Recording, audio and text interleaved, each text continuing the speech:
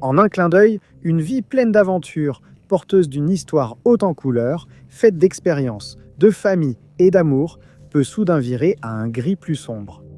Chaque jour qui passe, l'absence de l'être le plus cher projette une obscurité étouffante, jusqu'à ce que la lumière de l'espoir disparaisse pour de bon, laissant des questions là où il aurait dû y avoir des personnes. Numéro 20. Au fil des siècles, les archéologues ont découvert des artefacts étonnants, qui semblent n'avoir aucune explication. Certains sont découverts dans des endroits des plus improbables, où ils n'ont rien à faire, tandis que d'autres ont été fabriqués par des peuples dont nous n'avons jamais entendu parler auparavant. Certains porteraient des malédictions, d'autres représentent des animaux ou objets non identifiés, poussant à croire qu'ils ont été créés par des êtres venus d'ailleurs ou des civilisations disparues. Certains artefacts seraient hantés ou possédés par une entité maléfique. Ces récits sont généralement pris avec des pincettes, mais de nombreux visiteurs de la section égyptienne du musée de Manchester restent convaincus que l'un des artefacts exposés là-bas possède une volonté propre. L'objet en question est une statuette funéraire du Moyen Empire exposée dans une vitrine au musée. Au départ, on croyait que ce n'était qu'un des centaines d'artefacts de l'Égypte ancienne découverts au fil des ans. Mais un jour, tout cela a changé. En février 2013, le conservateur du musée, Campbell Price, était en train de guider un groupe de visiteurs dans la section égyptienne lorsqu'il remarqua quelque chose d'étrange qui n'aurait pas dû être possible. La statuette, appelée Nab-Senu, aurait été enterrée avec le pharaon dans l'Antiquité, car on croyait qu'elle servirait de réceptacle secondaire pour l'esprit du pharaon au cas où sa momie serait détruite. Il convient de noter que la momie et la statuette ont été données au musée en 1933, et depuis lors, elles ont été conservées séparément l'une de l'autre. Le jour en question, Price a été surpris lorsqu'il a remarqué que l'artefact était tourné dans la mauvaise direction, et il n'avait aucune explication à cela. Il a demandé au personnel du musée si quelqu'un l'avait déplacé, mais personne ne l'avait fait. De plus, seules quelques personnes avaient les clés de cette vitrine en particulier, mais personne n'aurait déplacé la statue sans lui en parler d'abord. Il a ouvert la vitrine, remis la statue dans sa position d'origine, puis a refermé la vitrine à clé. Le lendemain, elle était de nouveau orientée dans une autre direction, et le jour suivant, elle avait de nouveau changé de place. Il pensait qu'il devait exister une explication logique, comme des vibrations imperceptibles pour lui et ses visiteurs. Aucun autre artefact de la vitrine n'avait bougé, et Price restait perplexe. Comme on soupçonnait que quelqu'un avait réussi à entrer dans la vitrine, une caméra y a été dirigée et prenait une photo chaque minute. En examinant les images, le personnel du musée a été stupéfait de voir l'artefact tourner seul, alors que les autres restaient immobiles. Il a été suggéré que la rotation pouvait avoir été causée par une friction différentielle, ce qui est certainement une explication plausible, mais Price est resté sceptique. Il a indiqué que la statuette était dans la même vitrine depuis longtemps et n'avait jamais bougé, ce qui exclut une friction de ce type. De nombreux experts ont étudié cette théorie, mais aucun n'a expliqué pourquoi l'artefact s'est soudainement comporté ainsi après être resté parfaitement immobile. Elle reste exposée aujourd'hui pour que chacun puisse l'observer, s'il en a le courage, bien sûr. Numéro 19. Le 27 février 1989. Les employés arrivant dans une entreprise de cadres à Norcross, en Géorgie, ont trouvé leur bâtiment inondé par le système de gicleurs qui avait été déclenché par un incendie au poste de travail de la programmeuse informatique Lisa Geise. La jeune femme de 26 ans avait travaillé seule la veille. La zone était calcinée et une découverte sinistre a été faite. Du sang s'était accumulé près du bureau de Lisa, mais il avait été dilué et altéré par les gicleurs. Et Lisa avait disparu. La police enquêtant sur les lieux a trouvé une cale de porte de 10 livres recouverte d'un liquide rouge altéré dans un bois voisin, considéré comme une arme potentielle. Le sac à main de Lisa, sans ses clés de voiture, a été retrouvé sur un toit voisin après que le beeper ait sonné. Sa Nissan Pulsar de 1983 a été retrouvée à un pâté de maison de là. Les enquêteurs ont aussi trouvé des tentatives d'effacement de données sur l'ordinateur de l'entreprise. Un liquide vital étalé sur un véhicule de l'entreprise et un chariot à courrier taché de rouge. Malgré les preuves, Lisa et son corps restaient introuvables. Les détectives se sont concentrés sur un employé récemment licencié qui avait falsifié son CV et était en probation pour détournement de fonds. On suppose qu'il est entré pour effacer des fichiers et qu'il est tombé sur Lisa par hasard. La police pense qu'elle a été tuée puis déplacée. Des tests au luminol sur la BMW du suspect ont révélé des traces, mais les résultats étaient non concluants. Des années plus tard, l'épouse du suspect a suggéré que Lisa avait été jetée dans l'un des puits de leur propriété, mais une fouille n'a rien donné. L'affaire de Lisa Geiss reste non résolue. Personne n'a été arrêté et sa famille pense qu'elle ne serait pas partie avant son mariage prévu, qui devait avoir lieu dans seulement quelques semaines. Numéro 18. On pense que le peuple campaniforme a été clé dans l'arrivée de l'âge du bronze en Grande-Bretagne et aurait pu contribuer à la refonte de Stonehenge, mais nous savons peu sur cette civilisation et leur mode de vie. On pense maintenant, grâce à l'analyse de l'ADN, que le peuple de la culture campaniforme est arrivé en Grande-Bretagne entre 2400 et 2600 avant Jésus-Christ, et que leur arrivée a marqué la fin de la période néolithique. De plus, on dit que leur ADN a remplacé presque entièrement celui des habitants originels de la Grande-Bretagne, ce qui signifie que presque aucun des habitants originels de l'île n'est lié aux humains modernes qui y vivent aujourd'hui. Cela a été déterminé lors d'une étude qui a comparé l'ADN des personnes enterrées en Grande-Bretagne avant et après l'arrivée de ce peuple énigmatique. Le chercheur principal, le professeur Ian Barnes, a rapporté que l'ADN trouvé dans les restes des personnes enterrées après leur arrivée était remarquablement différent de celui des habitants originels, ce qui suggérait qu'il y avait eu un renouvellement massif de la population. Le peuple campaniforme a reçu ce surnom grâce à son style de poterie distinctif. Il y a environ 4500 ans, ils ont créé une poterie en forme de cloche, apparue pour la première fois dans l'actuelle Espagne et au Portugal. Ce style est vite devenu populaire en Europe, puis est apparu en Grande-Bretagne un siècle plus tard. Bien qu'aucune explication solide n'ait été trouvée, des chercheurs ont suggéré que le peuple campaniforme était en train de migrer en masse et qu'il apportait ce style de poterie partout où il allait. Au cours de quelques centaines d'années, de plus en plus de membres du peuple campaniforme sont arrivés en Grande-Bretagne, et peu de temps après, ils avaient presque entièrement remplacé l'ADN des habitants originels de la région. Nous avons aussi une idée de leur apparence. Grâce à l'ADN qui a été analysé, les chercheurs pensent qu'ils avaient la peau claire, les cheveux clairs et les yeux de couleur claire. À leur arrivée, les autochtones de Grande-Bretagne avaient les yeux marrons, les cheveux bruns et la peau olive, ce qui n'est plus le cas aujourd'hui. Cela appuie l'idée que les habitants d'origine ont été progressivement remplacés, car le peuple campaniforme aurait eu des enfants avec eux qui ont ensuite disparu. Quant aux origines du peuple du gobelet campaniforme, on pensait au départ qu'il venait du Libéria. Mais les experts n'en sont pas totalement certains. Il a aussi été suggéré qu'ils se sont mêlés à des chasseurs-cueilleurs en Europe avant d'arriver en Grande-Bretagne, modifiant ainsi déjà leur ADN. Il n'est pas normal qu'un groupe voie que son ADN dominer complètement et finir par éclipser celui d'un autre. Mais certains chercheurs pensent qu'il y a une explication à cela. Ils estiment qu'une épidémie aurait pu éclater, entraînant une tragédie. Le peuple du gobelet campaniforme était probablement immunisé contre la maladie, contrairement aux Britanniques d'origine. Le peuple du gobelet campaniforme aurait prospéré pendant que les Britanniques succombaient à la peste, voyaient leur ADN diminuer au fil du temps. Il a été suggéré qu'ils ont commencé à utiliser Stonehenge et d'autres sites néolithiques en Grande-Bretagne et qu'ils auraient pu contribuer à la redéfinition du monument, bien que cela reste non prouvé. Ils ont appris aux autochtones de Grande-Bretagne le travail du métal, le tir à l'arc et leur poterie distinctive. Si l'une de ces affirmations était prouvée, cela pourrait bouleverser l'histoire telle que nous la connaissons. Nous devons encore beaucoup apprendre sur les peuples du gobelet campaniforme.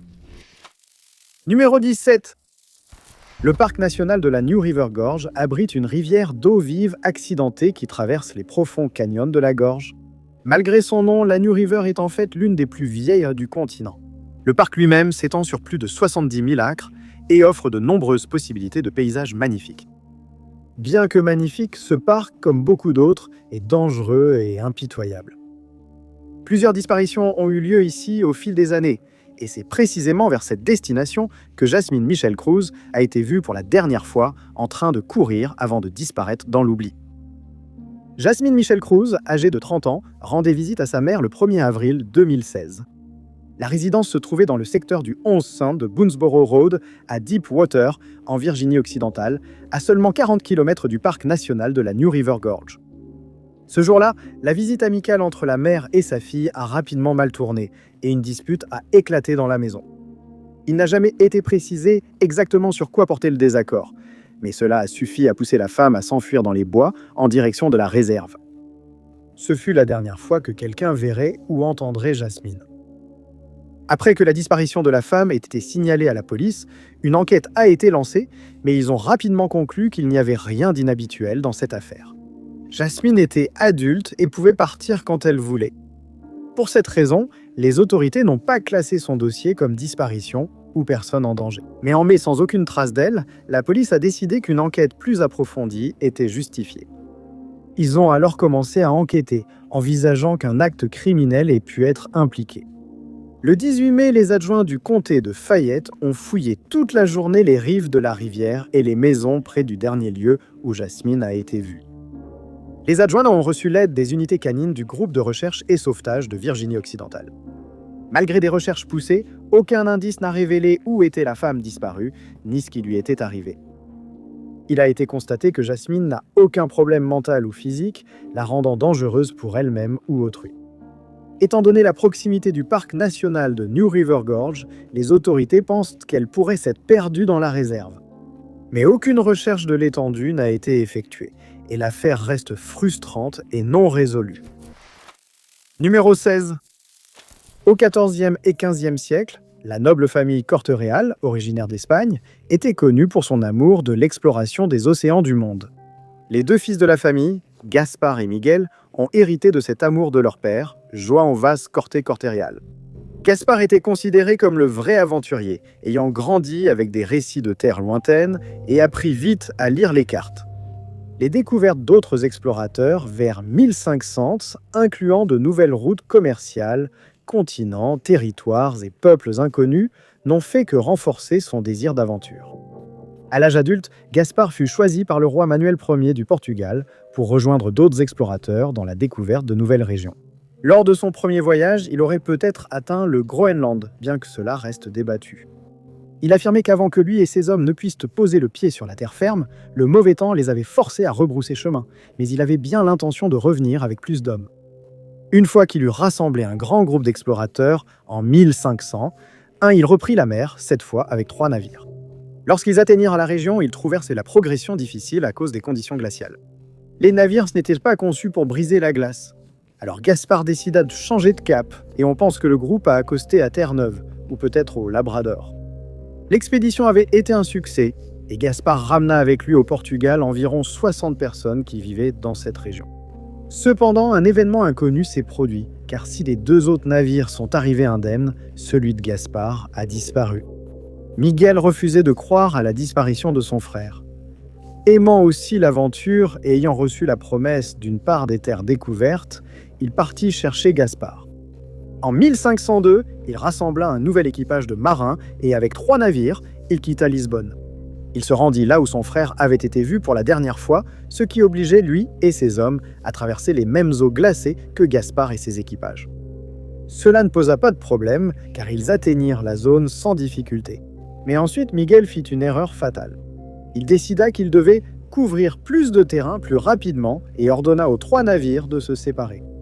Ils décidèrent de se retrouver à un lieu précis à la mi-août. 2 navires arrivèrent, mais celui de Miguel avait disparu, comme celui de son frère. On pensait que son navire avait été irrémédiablement endommagé par la glace ou avait coulé pendant une tempête.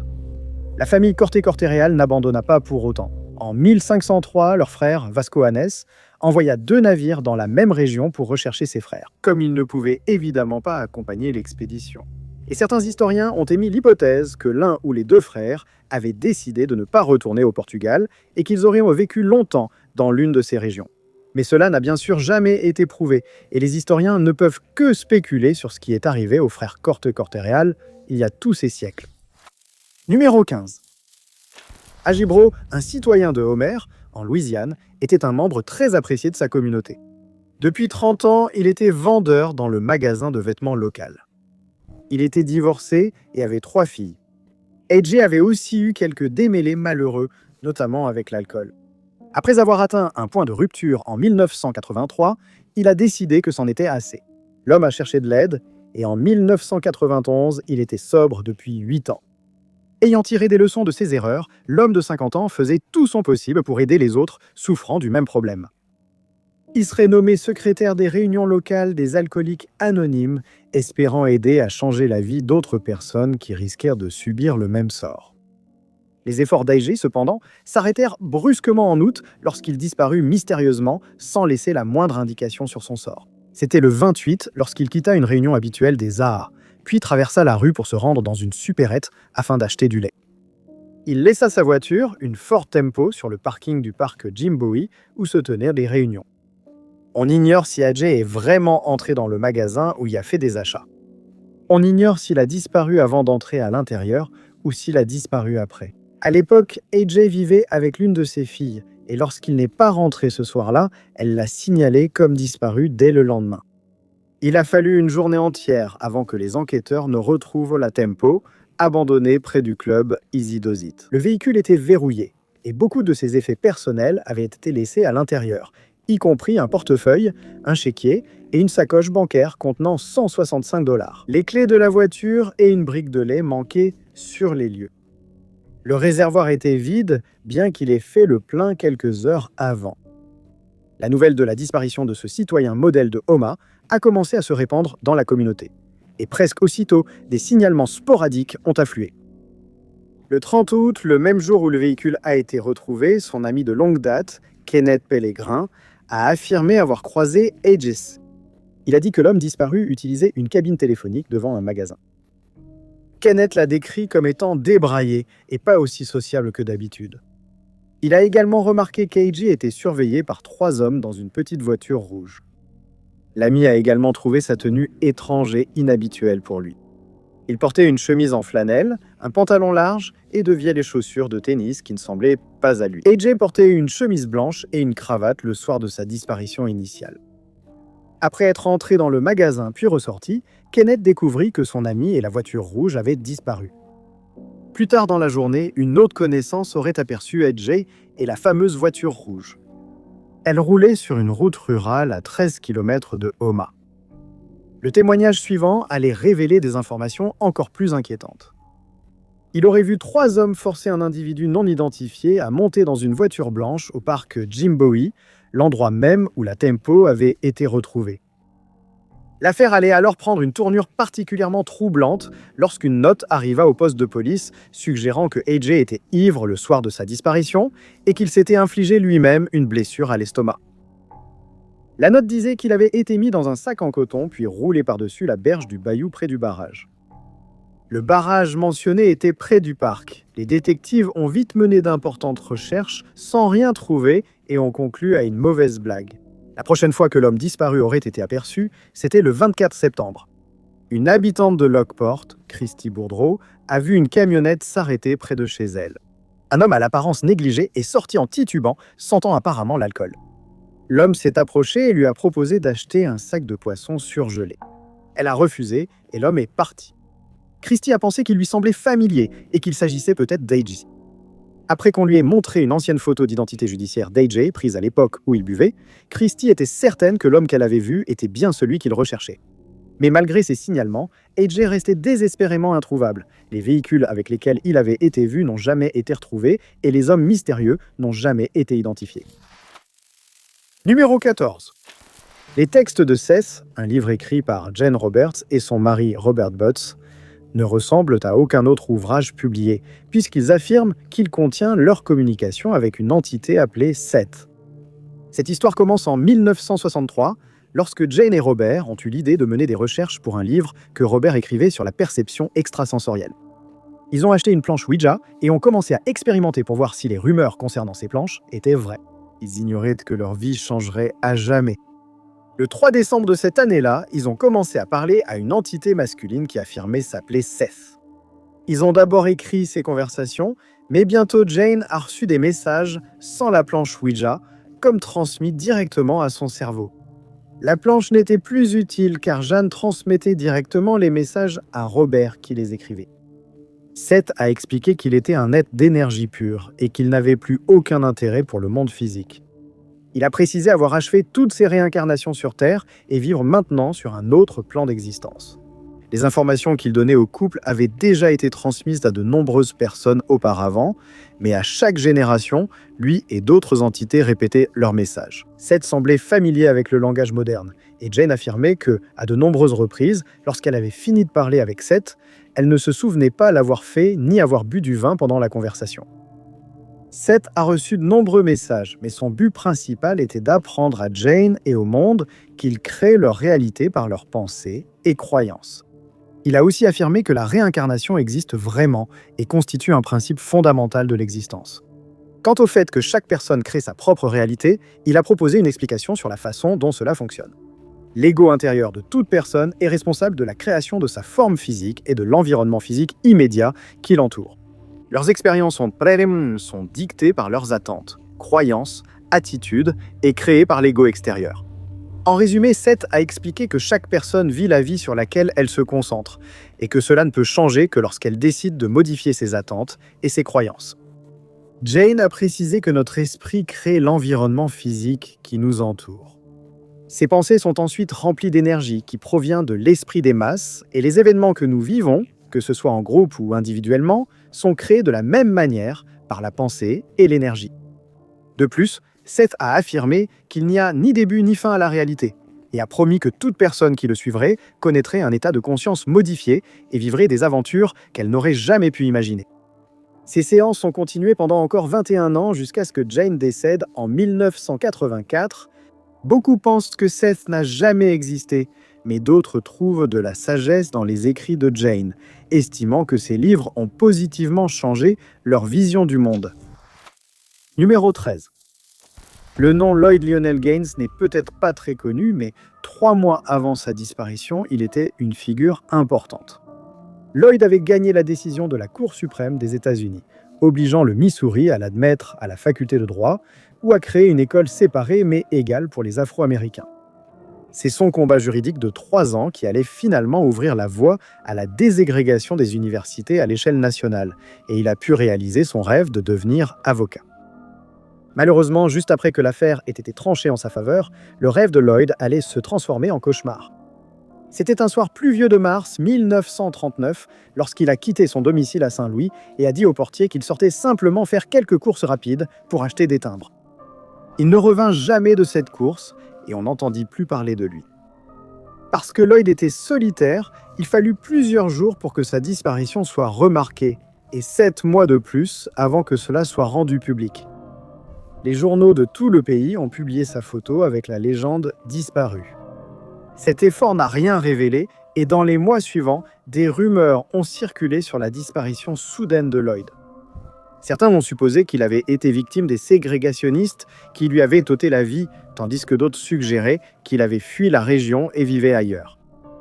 Des témoignages sporadiques situaient Lloyd à New York en tant qu'instituteur et à Mexico après qu'il aurait été soudoyé pour abandonner le procès qu'il menait. Aucune de ces affirmations n'a été confirmée. Étant donné l'époque à laquelle la disparition de Lloyd a eu lieu, la police n'aurait jamais enquêté sur sa disparition. Il n'est pas non plus clair si sa famille a contacté la police pour signaler sa disparition. La plupart de ses proches résident toujours dans la région, attendant une avancée qui ne viendra peut-être jamais. En 1951, un journaliste nommé Edward T. Clayton a publié un article concernant l'affaire. Son rapport reste l'enquête la plus approfondie sur la disparition de Lloyd, mais il n'a toujours pas pu confirmer de manière définitive ce qui est arrivé aux militants disparus. À présent, toute preuve a été effacée, et l'affaire restera un autre mystère non résolu de disparition. Numéro 12. Si vous demandiez à une personne au hasard, dans la rue, qui selon elle a découvert l'Amérique, 99% des gens répondraient par le nom de Christophe Colomb. C'est ce qu'on apprend à l'école et dans les livres d'histoire, mais selon certaines sources, un Gallois aurait en réalité atteint le continent en premier. En l'an 1170, Owain Gwynedd était le souverain d'un comté cérémonial du pays de Galles appelé Gwynedd, et il est encore considéré comme l'un des meilleurs et des plus importants rois que le pays ait jamais connus. À plusieurs reprises, Owain et le roi Henri II d'Angleterre se sont affrontés au sujet de l'indépendance et de l'expansion du pays de Galles, car Henri voulait reconquérir le pays de Galles pour l'Angleterre. Henri fut finalement vaincu par Owain et ses alliés au pays de Galles, qui furent aidés par le mauvais temps ce jour-là. En 1170, Owain est décédé et presque immédiatement, des querelles éclatèrent entre ses 13 enfants pour savoir qui lui succéderait sur le trône. Maelych et Rhiérid, deux de ses fils, refusèrent de s'impliquer dans le conflit ou avec la famille.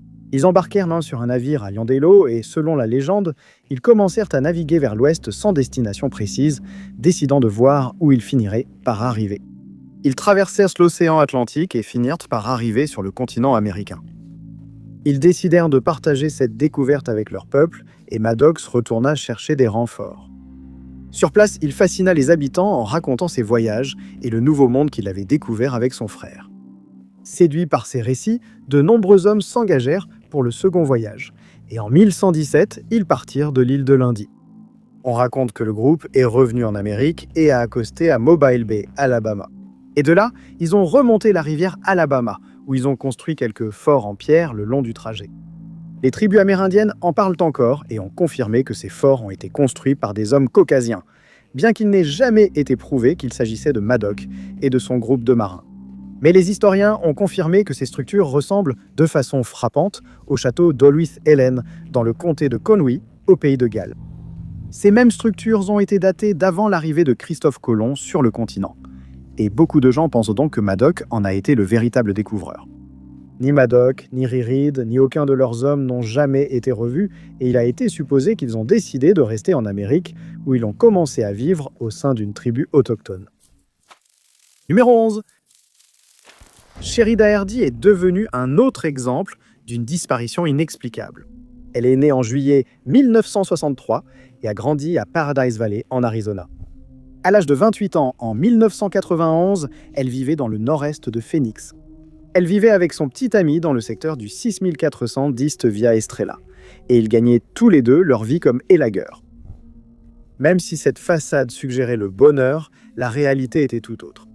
Quelque chose de sombre planait dans la maison. D'après tout le monde, Sheri gardait son apparence joyeuse malgré tout ce qu'elle vivait intérieurement. Cette personnalité rayonnante, cependant, allait disparaître de la scène cette année-là, lorsqu'un événement vraiment étrange a frappé Paradise Valley. Le 29 mars, Sheri a quitté sa maison pour aller au centre commercial Paradise Valley. Elle voulait acheter un maillot de bain et a demandé de l'argent à son petit ami. Il a accepté avec plaisir et elle est partie, sortant dans l'obscurité de la nuit à 20h. Elle ne fut jamais revue. Quelques jours plus tard, après plusieurs appels sans réponse, la famille de Sheri s'inquiéta et découvrit qu'elle n'était jamais rentrée après être allée au centre commercial ce soir-là.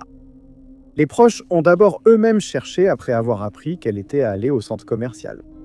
Ils se sont rendus sur le parking de l'établissement pour y découvrir l'El Camino vert abandonné de Sheri. Il avait été laissé sur le parking de Target. La famille a tout de suite remarqué des détails étranges autour de cette découverte. Le siège du conducteur était plus reculé qu'à l'habitude pour Sheri. Elle mesurait 1,60 m et la position montrait qu'une personne bien plus grande l'avait occupée. Le portefeuille, le sac à main et les papiers d'identité de la femme disparue ont été retrouvés chez elle à East Villa Estrella. Les autorités découvriraient la disparition de Sheri et interrogeraient son petit ami. Il leur a parlé du voyage soudain au centre commercial pour acheter un maillot de bain sans expliquer comment la soirée en était arrivée là. Un maillot de bain n'était pas un article urgent et aurait pu attendre jusqu'au matin. En creusant, la police allait découvrir l'obscurité qui hantait la maison. Il s'est avéré que le couple avait un passé de disputes domestiques, le petit ami étant souvent considéré comme l'instigateur. Les détectives allaient rapidement tirer une conclusion et désigner Mathieu Ischal comme principal suspect dans l'affaire. Leurs soupçons grandirent après des révélations troublantes de témoins. Il aurait prétendument vanté à plusieurs personnes d'avoir commis le crime parfait. Il aurait affirmé avoir tué Sheri et l'avoir jetée dans une déchiqueteuse à bois. Aucune preuve de cette allégation ne serait jamais trouvée et la police n'a pas pu confirmer si elle était même décédée. Rien ne semblait indiquer que c'était le cas. Un an plus tard, Ischal a été arrêté pour conduite en état d'ivresse, de nouveau en 1995 pour agression et infraction liées aux stupéfiants, encore pour la même raison en 1999 et en 2007 pour les IAS. Pendant plusieurs années, l'affaire de Sheri Daugherty est restée en sommeil jusqu'à une annonce inattendue en mars 2016. Qatar News a allégué que la police de Phoenix pourrait être sur le point de procéder à une arrestation dans cette affaire. Ils n'ont donné aucun détail supplémentaire, mais près d'une décennie plus tard, personne n'a encore été inculpé dans cette disparition. Numéro 10. Le personnel militaire a signalé avoir vu des lumières étranges dans le ciel depuis des décennies. Et l'affaire non résolue de la disparition de 2 pilotes, Félix Moncla et Robert Wilson, n'échappe pas à la règle. L'incident s'est produit dans la nuit du 23 novembre 1953. Selon les témoignages, lors d'une nuit orageuse, les membres du commandement de la défense aérienne des États-Unis près de la frontière canadienne sont devenus méfiants en voyant un appareil sur leur radar. Au début, on a supposé qu'il pouvait s'agir d'un avion canadien, mais pour en être certain, un chasseur F-89C Scorpion a été dépêché depuis la base aérienne de Kinross, toute proche, pour enquêter. À bord se trouvait le premier lieutenant Félix Moncla, qui pilotait l'avion, et le second lieutenant Robert Wilson, chargé de suivre l'appareil au radar. Au cours des mois suivants, les choses allaient devenir très étranges dans les airs, et selon les ufologues, cela devint l'une des observations d'ovnis militaires les plus étranges jamais enregistrées. On pensait que l'appareil serait relativement facile à localiser, mais ce ne fut pas le cas. Après le décollage, Wilson peinait à suivre l'appareil au radar car il changeait constamment de trajectoire. Cela a été transmis à l'équipe au sol qui a alors commencé à diriger Moncla. Il a accéléré à 500 miles à l'heure et a finalement commencé à rattraper l'appareil non identifié, mais à ce moment-là, une demi-heure s'était déjà écoulée. L'équipe au sol, surprise par la maniabilité de l'autre appareil, observait avec anxiété le chasseur s'approcher de sa cible. Ils ont ordonné à Moncla de descendre de 25 000 à 7 000 pieds et à environ 70 miles de la côte de Keweenaw Point, ils ont finalement rattrapé l'objet inconnu. Les membres de l'armée qui surveillaient le radar ont déclaré que les 2 échos sur leur écran ont commencé à se rapprocher, mais ensuite, l'impensable s'est produit. Le signal de Moncla et Wilson a soudainement disparu du radar, suscitant l'inquiétude de tous les participants. Quelques secondes plus tard, le deuxième appareil a changé brusquement de direction avant que son écho ne disparaisse aussi sans explication. D'autres appareils ont été envoyés sur place, mais aucune trace des 2 hommes n'a été retrouvée. Des recherches ont été menées par l'armée de l'air américaine, la garde côtière et l'aviation royale canadienne, mais en vain. Dans son rapport aux médias, l'armée a expliqué que les 2 signaux sur leur radar semblaient se rejoindre à un moment donné, après quoi leur avion de chasse a soudainement disparu, comme s'il s'était volatilisé. Mais ils allaient modifier cette déclaration peu de temps après, et ont affirmé qu'un opérateur radar avait mal interprété ce qu'il avait vu, et que Moncla et Wilson avaient bien intercepté l'objet, qui était un avion C-047 de l'aviation royale canadienne. Ils ont aussi affirmé que l'avion avait dévié d'environ 30 miles de sa route pour entrer dans un espace aérien restreint. Interrogés sur Wilson et Moncla, ils ont supposé que le pilote avait eu une crise de vertige, provoquant le crash de l'avion dans le lac supérieur, alors que les 2 hommes retournaient à la base après leur mission. L'armée canadienne a déclaré qu'il s'agissait d'une invention, puisqu'il n'avait effectué aucun vol cette nuit-là. De plus, la femme de Moncla a d'abord été informée qu'il s'était écrasé dans le lac, puis que son avion avait explosé en plein vol.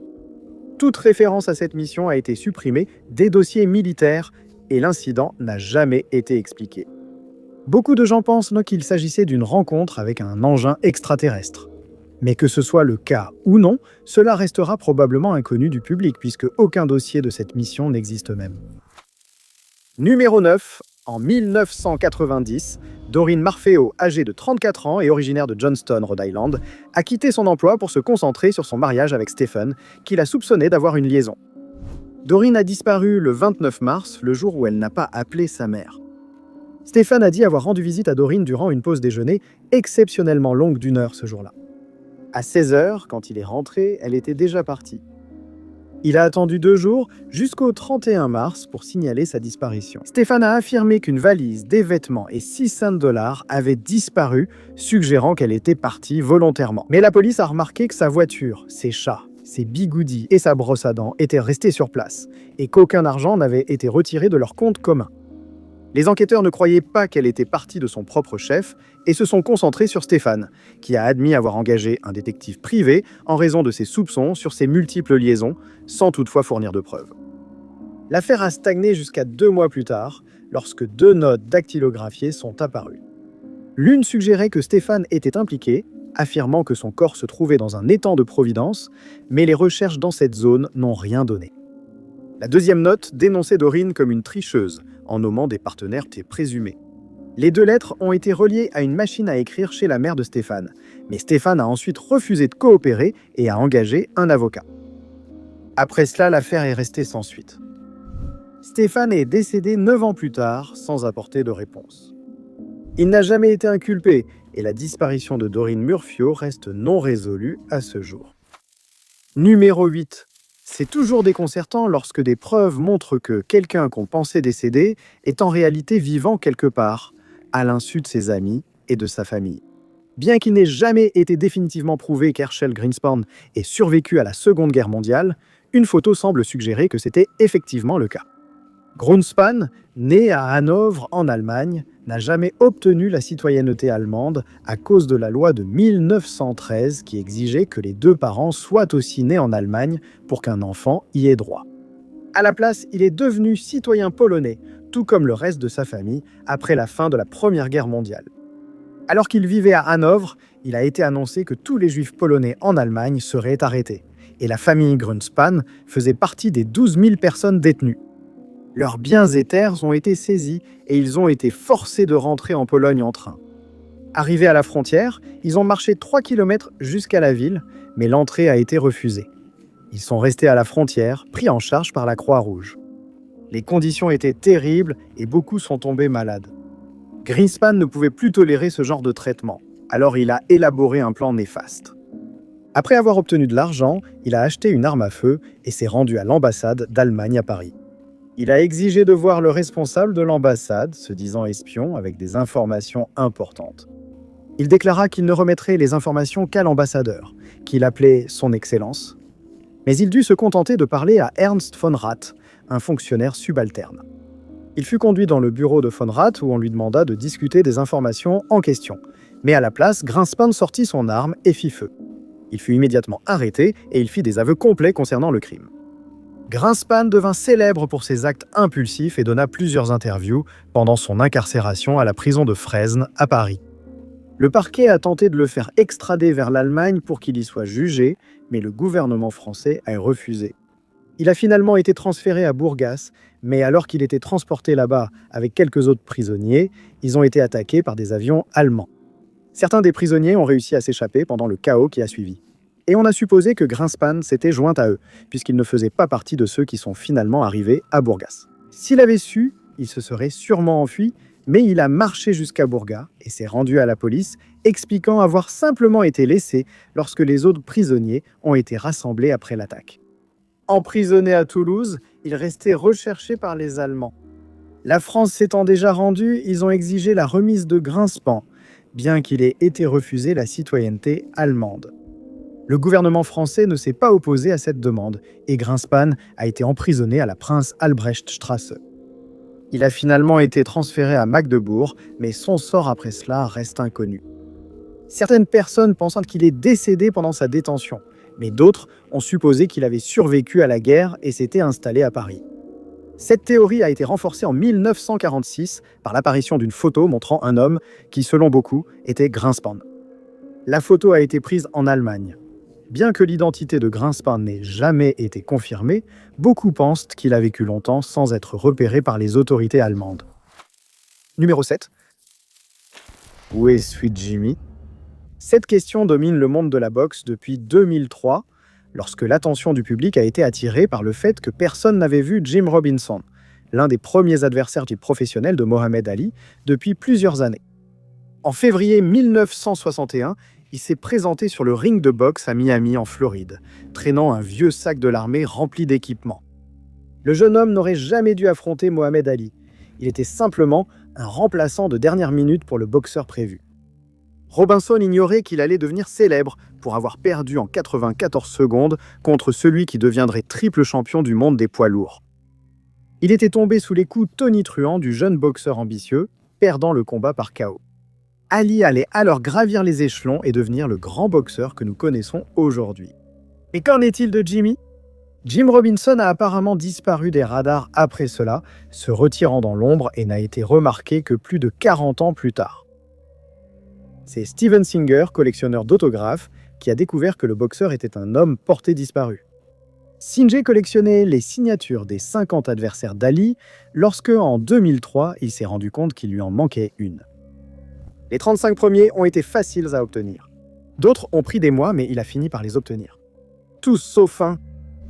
Après avoir parlé à des journalistes, des reporters, des historiens de la boxe, et même avoir sollicité l'aide de l'ancien entraîneur d'Ali, Angelo Dundee, on découvrit rapidement que personne ne savait où se trouvait Jim Johnson, ni ce qu'il était devenu. Tout d'un coup, le monde sembla s'effondrer. Où était l'adversaire de Muhammad Ali? Il semblait que Sweet Jimmy n'avait même pas existé jusqu'à ce moment précis où l'on s'est rendu compte qu'il avait disparu. Les passionnés ont mené l'enquête, fouillant les archives et posant des questions sans réponse apparente. Pendant les 6 années suivantes, la simple collection d'autographes de Singer s'est transformée en l'une des plus grandes chasses à l'homme de tous les temps, pour une personne dont personne ne savait même qu'elle était absente. Cependant, ces 6 années furent vaines. Singer ni personne qui l'a aidé n'a fait de progrès dans l'affaire. Il a discuté avec d'anciennes connaissances qui n'avaient que des hypothèses. Ils ont suggéré que peut-être Jim s'était retrouvé sans abri ou qu'il parcourait le monde en profitant de la vie dans un pays pittoresque. Si l'une de ces théories était vraie, les recherches resteraient inconnues de Jim et aucun membre de la famille ne viendrait enfin répondre aux questions persistantes. Beaucoup de gens se souviennent avoir vu Jim, mais personne ne semble se rappeler la dernière fois. Aujourd'hui, personne ne sait ce qui est arrivé à l'adversaire disparu de Mohamed Ali. Numéro 6. L'affaire déconcertante de Sir Charles Kingsford Smith remonte à 1935 et puisqu'il n'a jamais été retrouvé, son cas reste un mystère australien non résolu. Smith s'était fait un nom de son vivant car il était considéré comme un aviateur expert qui dégageait beaucoup de charme. Sa carrière a été marquée par de nombreux exploits que personne n'avait accomplis auparavant, comme traverser toute l'Australie lors d'un vol sans escale, voler de l'Australie à la Nouvelle-Zélande, puis de l'Australie à Londres, et réaliser la première traversée du Pacifique vers l'Est. Tous ces exploits sont remarquables en soi, mais ils sont éclipsés par les événements qui ont eu lieu en 1935. Tout a commencé le 7 novembre de cette année-là, lorsque Smith a décidé de voler de Londres jusqu'en Australie. À cette époque, Smith, ou Smithy comme l'appelaient ses amis, avait 38 ans et il a décidé de partager le vol avec Tommy Petherbridge. Ce soir-là, au coucher du soleil, les deux hommes ont décollé à bord d'un monomoteur nommé Lady Southern Cross. Ils ont fait le plein à Allahabad, en Inde, puis sont partis vers Singapour. Ils ont été aperçus dans les airs alors qu'ils passaient près d'un autre pilote, Jimmy Melrose, qui a immédiatement signalé leur présence, car il était très enthousiaste d'avoir rencontré le célèbre duo. On pense que Melrose a été la dernière personne à voir Smith et Petherbridge avant leur disparition. Il convient de noter qu'après avoir failli perdre la vie en survolant Bandy Beach lorsqu'il était jeune, Smith a développé une aquaphobie.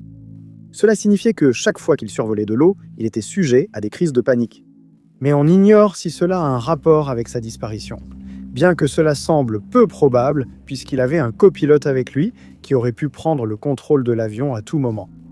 Lorsque les deux hommes ne sont pas arrivés à destination, de nombreuses théories ont été avancées sur ce qui aurait pu leur arriver. La plupart des gens ont supposé que leur avion s'était écrasé dans les grands arbres de l'île Hai au Myanmar, et ce pour de bonnes raisons. La carte que Smith utilisait ne comportait pas encore l'île, et il se pourrait donc qu'il ait oublié qu'elle se trouvait sur sa trajectoire. Par ailleurs, une jambe du train d'atterrissage de l'avion a été retrouvée sur l'île 18 mois après la disparition du duo.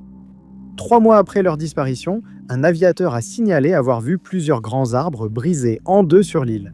Mais aucun autre débris n'ayant été retrouvé, il reste impossible de savoir si cela vient du crash de l'avion de Smith. Certains pensent que le train d'atterrissage s'est juste échoué sur l'île et que l'avion de Smith s'est en fait abîmé plus au sud. Depuis lors, plusieurs personnes, dont l'historien Ian Mackenzie, ont fouillé l'île à la recherche d'autres indices. Mais en vain. Aucune autre découverte n'ayant été faite, les disparitions de Smith et Petherbridge restent non élucidées et les événements de cette nuit pourraient ne jamais être révélés. Numéro 5. C'était l'époque des records. Les gens accomplissaient de grands exploits en étant les premiers à faire le tour du monde en bateau, à traverser l'Atlantique et à rester coincés dans la glace lors d'expéditions à pied. Frank Lenz voulait aussi figurer dans les livres des records pour une entreprise inhabituelle. Faire le premier tour du monde à vélo. Il allait finalement devenir célèbre pour une autre raison. Frank, originaire de Pennsylvanie, était un cycliste respecté dans la communauté. Certains jugeaient son voyage fou, d'autres l'applaudissaient à son départ. Le cycliste a quitté son emploi de comptable et a fixé son départ au 25 mai 1892. Il s'est assis sur la bicyclette à Pittsburgh, faisant ses derniers préparatifs pour ce voyage de 2 ans, une aventure dont il ne reviendrait jamais. L'itinéraire de Frank le mènerait à travers l'Amérique du Nord pendant plusieurs mois, avant de traverser les mers vers l'Asie, où le voyage à vélo de 20 000 miles se poursuivrait. Depuis le Japon, il s'est rendu en Chine, puis en Birmanie, en Inde et en Perse. À ce moment-là, nous étions en 1894. En quittant la Perse, Frank se préparait pour sa dernière étape en Europe. C'était en mai lorsqu'il atteignit Tabriz, en Iran, avec la prochaine destination à 450 km de là. Il devait arriver à Uzurum, en Turquie, mais il n'y est jamais parvenu. Au lieu de cela, Frank est devenu une énigme persistante, ce qui lui a valu le surnom du cycliste perdu. On pense qu'il a disparu dans la région isolée de la rivière turque, mais personne ne le savait alors. Ce n'est qu'à la fin de l'été que la famille et les amis ont commencé à s'inquiéter. Ils n'avaient pas eu de nouvelles de Frank depuis un certain temps et il ne semblait pas qu'il allait rentrer à la maison. Il n'y avait pas grand-chose qu'il pouvait faire. Il connaissait mal son itinéraire et ne pouvait pas atteindre le dernier endroit où il avait été vu. Un autre cycliste, William, cependant, avait suivi l'effort dans une certaine mesure. Il a décidé de se rendre à Erzurum pour voir si Frank y était arrivé. William avait appris que l'homme recherché avait traversé un village, se retrouvant sans doute au cœur d'un conflit croissant. Malheureusement, il avait choisi le mauvais moment pour traverser l'Iran, car les massacres arméniens étaient en cours. L'Empire ottoman était déjà responsable de plusieurs milliers de morts américains. Frank a peut-être été pris entre deux feux, à l'insu de ses amis et de sa famille. Il a également été suggéré que l'homme aurait pu être victime d'un acte criminel délibéré, peut-être en croisant des individus dangereux au cours de son voyage. Malgré ces informations, William, les experts et les enquêteurs n'ont pas pu déterminer si Frank avait connu une fin tragique ou s'il était simplement perdu. Numéro 4. Au début, on pensait que la liste des rois sumériens ne contenait que des créatures et des personnages issus de la mythologie de cette civilisation. Mais des découvertes rendues possibles grâce à l'analyse de l'ADN pourraient prouver le contraire, ajoutant encore plus de mystère à cette étrange découverte. Le premier nom de la liste remonte à 226 000 ans, ce qui peut sembler étrange puisque les historiens ne croient pas que des civilisations existaient à cette époque. On pense que la civilisation sumérienne n'a commencé qu'en 5400 avant Jésus-Christ et qu'elle s'est terminée 600 ans plus tard. Ainsi, le fait que la liste des rois commence des centaines de milliers d'années plus tôt a laissé les historiens perplexes. Ce qui suit est une liste de noms de rois qui ont régné sur Sumer jusqu'en 1817 avant Jésus-Christ. Les noms sont écrits en sumérien, comme on peut s'y attendre, et ils sont gravés sur des tablettes d'argile qui ont été trouvées dans l'ancienne Mésopotamie, qui correspond aujourd'hui au sud de l'Irak. La liste a été trouvée lors de plusieurs fouilles dans cette région au cours du XXe siècle, et le premier fragment a été découvert par le chercheur germano-américain Hermann Hilprecht. Il est tombé sur cette découverte à la fin des années 1900, et, après de nombreuses recherches, il a publié ses conclusions en 1906. En 1911, Jean-Vincent Scheele a découvert d'autres fragments, et au fil des années, 18 fragments ont été récupérés sous la terre. Il raconte également un grand déluge, très similaire à celui décrit dans la Bible, qui aurait eu lieu dans cette région il y a des milliers d'années. Mais il reste inconnu s'il s'agit d'un récit fictif ou historique. Ce qui rend la liste des rois sumériens si étrange, c'est le fait que certains des rois mentionnés avant ce grand déluge auraient régné pendant des milliers d'années chacun, ce qui devrait bien sûr être impossible. 8 des rois mentionnés auraient régné collectivement pendant 341 200 ans, ce qui a amené certaines personnes à suggérer que la liste est soit fictive, soit qu'elle relate la mythologie de l'époque. Le roi Enmulu-ana est mentionné comme ayant régné pendant 43 200 ans, et le roi Kali-Kali-Luga est indiqué comme ayant été souverain pendant 432 000 ans. Cela a encore alimenté la théorie mythologique, puisque le nombre 432 est souvent utilisé dans le mysticisme à travers l'histoire. Il est également significatif pour les Vikings, les Mayas et les anciens Grecs. Mais d'autres ont une explication plus logique. Certains historiens penseront que ces chiffres sont codés dans une formule qui utilise le système mathématique sumérien en base 60 Lorsqu'on applique cela à la liste, les périodes pendant lesquelles ces rois antédiluviens ont régné deviennent beaucoup plus raisonnables. Mais appliqué aux rois après le déluge, le système échoue. Selon la liste, une fois que les eaux du déluge se sont retirées, la royauté sumérienne est descendue des cieux dans une toute nouvelle ville appelée Kish. Certains des rois mentionnés après cette période sont Nangish-Nungish-Lishma, qui a régné pendant 670 ans, et Zukakip, qui a été roi pendant 900 ans. Certains historiens ont comparé ces longs règnes à ceux des rois bibliques, réputés avoir vécu des centaines d'années. Certains ont même suggéré que la liste est d'une certaine manière liée à ces rois, mais cela n'a pas été prouvé. Au total, les rois après le déluge ont régné pendant 24 510 ans, 3 mois et 3 jours et demi. La royauté se déplace ensuite à Uruk et dans plusieurs autres régions de l'actuel Irak.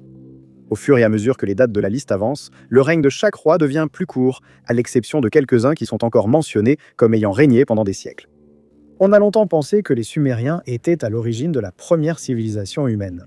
Mais grâce à des tests ADN effectués sur un échantillon soumis par un homme nommé Albert Perry, on lui a dit que son ADN pouvait être retracé jusqu'à un ancêtre ayant vécu il y a environ 338 000 ans, ce qui était considéré comme impossible et l'est encore par beaucoup de gens. Ainsi, beaucoup de gens restent convaincus que les rois de cette liste ont réellement pu vivre pendant des milliers d'années. Mais pour l'instant, cela est à prendre avec des pincettes en attendant que d'autres informations puissent être découvertes. Numéro 3.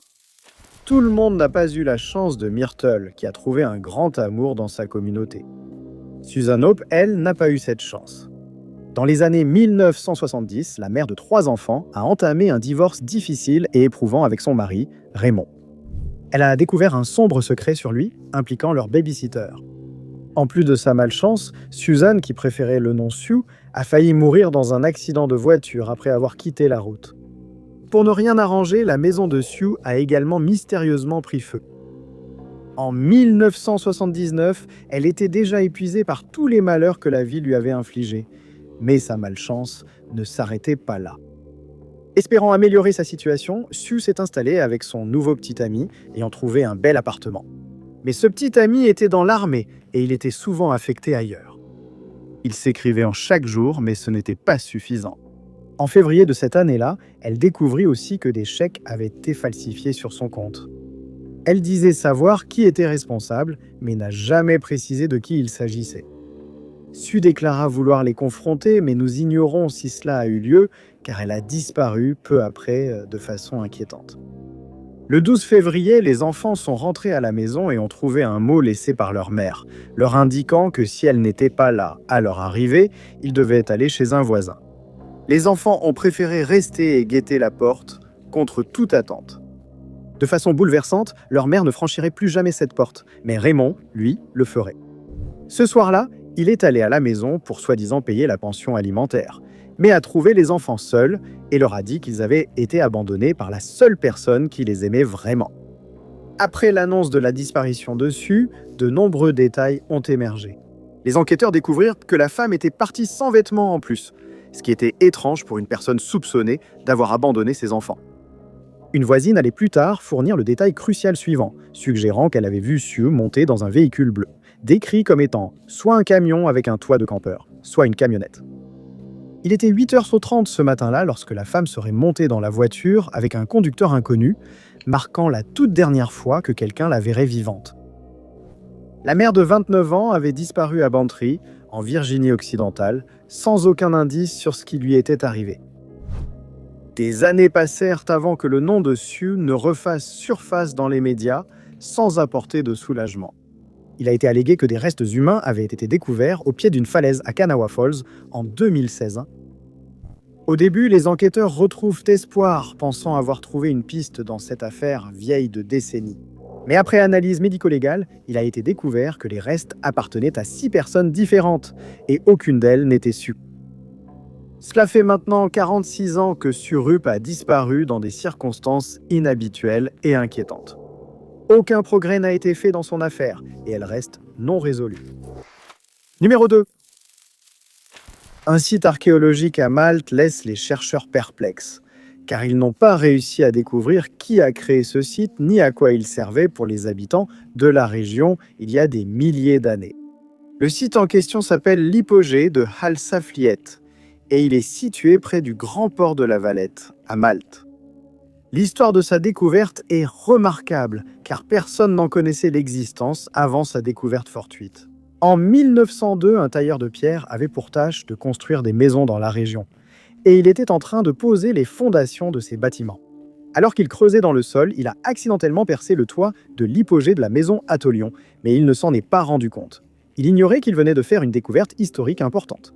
Après examen du site, on a constaté que la majeure partie du niveau supérieur du bâtiment avait été détruite par les travaux déjà commencés. Tout n'était pas perdu car les niveaux inférieurs sont restés intacts. Les fouilles ont immédiatement commencé et en 1903, le site est devenu la propriété d'un particulier. Pendant 8 ans, les archéologues ont dégagé autant de parties du complexe que possible et découvert qu'il comportait 3 niveaux distincts. Les historiens étaient perplexes face à cette structure complexe, ressemblant à un labyrinthe menant à plusieurs pièces. Ils ont aussi découvert des couloirs et de petites alcôves dans le complexe, sans être certains de leur utilité. L'ensemble du labyrinthe avait été méticuleusement taillé dans le calcaire, et certains des travaux réalisés étaient d'une qualité supérieure. Une partie de la maçonnerie était très précise et on ignore comment cela a été fait avec des outils primitifs il y a des millénaires. Au fur et à mesure que les fouilles avançaient, plusieurs fosses circulaires ont été découvertes dans différentes zones ouvertes, et il a été supposé que ces espaces étaient utilisés lors de cérémonies de culte. Mais en raison de la construction étrange de l'hypogée de la maison Attolion, certaines personnes ont d'autres théories quant à son utilité. Certains historiens estiment que cette méthode de construction a été choisie pour optimiser l'acoustique du complexe, car les chambres semblent ajustées à des spectres de fréquences précis. Si tel est le cas, l'hypogée de la maison Saflian pourrait être l'une des plus anciennes structures jamais créées dans le but d'améliorer le son des instruments de musique. Si la structure reste mystérieuse, plusieurs des reliques découvertes sont aussi très étranges. Parmi celles-ci se trouve une statuette à laquelle on a donné le nom de l'Adam endormi. On pense qu'elle représente la mère nature, ou selon l'avis de certains chercheurs, il s'agirait d'une représentation de la fin de la vie. Ce site, qui remonte à une période comprise entre 4000 et 2500 avant Jésus-Christ, mérite beaucoup plus d'études et les fouilles continueront probablement encore longtemps. Espérons que les recherches révéleront plus sur ces mystérieux habitants et leur mode de vie d'alors. Numéro 1, Myrtle Polk a été un pilier de la communauté de Dallas. Pendant plus de 40 ans, elle a enseigné dans les écoles de l'ISD, et depuis un peu plus de 30 ans, elle était reconnue comme un membre dévoué de l'église locale. Myrtle était mariée au même homme depuis 58 ans, un engagement qui a eu lieu lorsqu'elle avait 30 ans. Malheureusement, son mari est décédé en 2010, laissant sa femme aimante, presque seule. Bien qu'elle vivait seule, Myrtle trouvait de la compagnie dans la communauté dont elle s'était occupée au cours des dernières années. C'était maintenant à leur tour de prendre soin d'elle. À 88 ans, Myrtle a commencé à montrer des signes de démence au début de 2024, même si elle restait pleinement fonctionnelle, mais recevait beaucoup d'aide. Sa famille n'a rien remarqué de particulièrement inhabituel cette année-là, mais cela n'allait pas tarder à le devenir. C'est le 8 juin de cette année-là que Myrtle s'est assise sur son porche, donnant sur sa cour, avant, dans le secteur du Millcent, d'Indian Creek Trail, à Dallas, au Texas. Elle avait fait faire des travaux dans le jardin ce jour-là, et semblait admirer le nouveau look, tandis que sa fille admirait son bonheur à distance, un trait qui allait bientôt être assombri. Vers 21h, la femme avait discuté avec une amie au téléphone. Elle lui a dit qu'elle préparait des vêtements pour l'église le lendemain, où elle n'irait jamais. Cette admiration lointaine et ce coup de fil amical serait la dernière fois que quelqu'un verrait ou entendrait parler de Myrtle. Elle a disparu entre 21h00 ce soir-là et le lendemain matin. Assis sur les bancs de l'enthousiaste église baptiste Singing Hills, se trouvait son fils qui s'est immédiatement inquiété de l'absence de sa mère. Après avoir mené une enquête plus approfondie, il a découvert qu'elle n'était pas non plus à la maison et l'a immédiatement signalée disparue. Le 10 juin, une alerte argentée a été lancée pour la femme désormais disparue, et les forces de l'ordre se sont précipitées pour enquêter. Les premières recherches ont révélé que la Lexus ES330 noire de 2004 de Myrtle était également manquante. Son absence a suggéré que Myrtle était partie ce jour-là pour aller à l'église, mais avait rencontré un problème ou s'était perdue. Malgré des recherches et enquêtes poussées, les autorités n'ont fait aucun progrès cette année. Il n'y avait aucun indice, aucune apparition et aucune information ne parvenait. Myrtle avait disparu. Un laps de temps considérable s'écoulerait avant qu'une nouvelle avancée ne soit enfin réalisée. À ce stade, beaucoup avaient déjà oublié la femme disparue, sauf sa famille et ses amis, dont l'angoisse face à cette absence inattendue persistait. C'est le 4 novembre 2025 que la voiture de Myrtle serait enfin retrouvée, mais sa position n'était pas rassurante. Elle avait été submergée dans le 5 Mile Creek, près du sentier Wagon Wheel et de la route South Lancaster. Elle était à plus de 100 yards de la route la plus proche. Pensant que Myrtle était à l'intérieur, on a vite commencé à retirer le véhicule du ruisseau. Ce faisant, le mystère ne ferait que s'épaissir. Myrtle n'était pas dans le véhicule récupéré. Aucune trace d'elle n'a été trouvée dans le secteur, ni aux alentours. On aurait dit que Myrtle était sortie du véhicule avant que le véhicule ne plonge dans l'eau. Par la suite, d'autres recherches ont commencé, y compris avec l'aide de bénévoles et d'unités canines. Aucun indice supplémentaire ne serait trouvé, faisant de la disparition de Myrtle un mystère bizarre. Merci beaucoup d'avoir regardé. Si vous avez aimé cette vidéo, n'oubliez pas d'appuyer sur le bouton « J'aime ». N'oubliez pas non plus de vous abonner et de cliquer sur la cloche de notification pour rester informé de toutes nos prochaines vidéos. Mais je m'appelle Top 5 Unknowns et je vous retrouve dans la prochaine vidéo.